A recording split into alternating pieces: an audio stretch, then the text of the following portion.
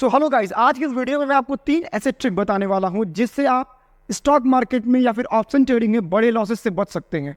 पहला है इसमें से कि आपको हमेशा अपना एंट्री और एग्जिट पॉइंट को प्लान करके चलना होगा। जैसे अगर आप एंट्री ले रहे हैं तो आपको एंट्री एग्जैक्टली लेना कहाँ है वो, और आपको एग्जिट लेना कहाँ है। हम कई बार कोशिश करते हैं कि एंट्री हम सबसे नीचे लें और एग्जिट सबसे ऊपर लें। इसके कारण ही हमारा ये जो चीज़ें हैं ये बदल जाती है। हम एंट्री सबसे ऊपर लेते हैं और एग्जिट जो है सबसे नीचे ले पाते हैं और बड़े लॉस हो जाते हैं। तो इसलिए हमेशा आपको जब भी आप एंट्री ले रहे हो तो आपको ध्यान रखना है कि आपको ऊपर और आखिरी में ना खरीदना है ना बेचना है। आपको बीच में करना है ये काम। आप बीच में खरीद लीजिए और बीच में ही बेच दीजिए। हमेशा टॉप और बॉटम के चक्कर में कभी भी मत पड़िए।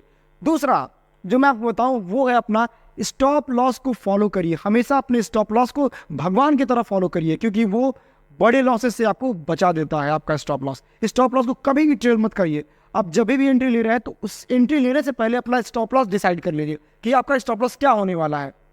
हम कई बार अपना स्टॉप लॉस डिसाइड किए हुए बिना हम मार्केट में एंट्री ले लेते हैं, और होता क्या है नतीजा तौर पे कि आप बहुत बड़े लॉसेस को उठा लेते हैं। क्योंकि जब भी आप स्टॉप लॉस को ट्रेल करते हैं तो मार्केट आपके अपोजिट जा रहा होता है, इसलिए आप स्टॉप लॉस को ट्रेल करते रहते हैं।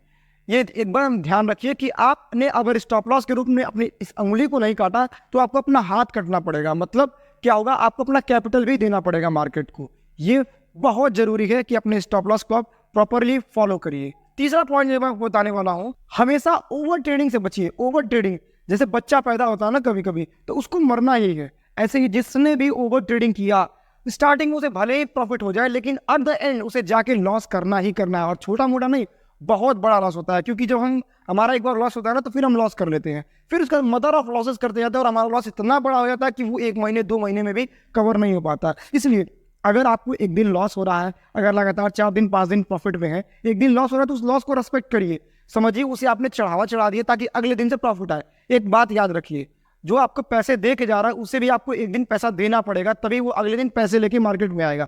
इसलिए अगर आपको लॉस होता है तो ओवर ट्रेडिंग को बिल्कुल अवॉइड करिए, बिल्कुल अवॉइड करिए। ओवर ट्रेडिंग आपको कभी करना ही नहीं है। स्टार्टिंग में भले ही आप प्रॉफिटेबल बन जाए ओवर ट्रेडिंग करके, लेकिन एट द एंड यही रिजल्ट होने वाला है कि आप बड़े बड़े लॉसेस करना स्टार्ट कर दोगे। 100% बता रहा हूँ मैं आपको। तो हमेशा 3 बातों का आपको मैंने बता दिया जो ध्यान रखना है। पहला कि अपने आप को प्लान और एंट्री और एग्जिट को प्लान करके चलना है।